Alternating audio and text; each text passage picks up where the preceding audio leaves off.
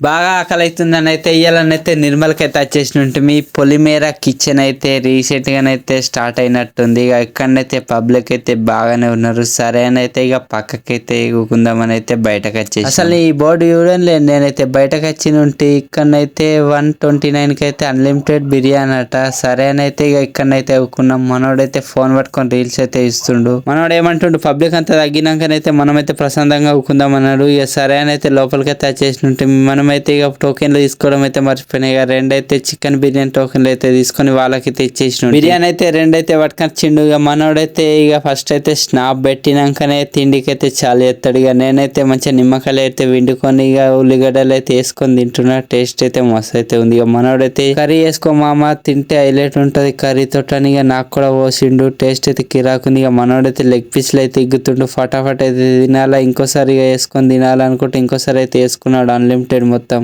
మూడోసారి వేసుకోరా ముచ్చటగా అంటే అద్దు ఉబ్బో కడుపు టైట్ అయిపోయింది. ఇక ఇంకోసారి తినా అనుకుంటాను బట్టి ఇక బయటకు వచ్చేసి ఇక సోప్ అయితే తినేసి ఇక ఇంటికైతే బయలుదేరిన ఉంటుంది. ఇయ్యాలటి ముచ్చట తింటే నెక్స్ట్ వీడియోలో మళ్ళీ కలుద్దాం. Tata bye bye.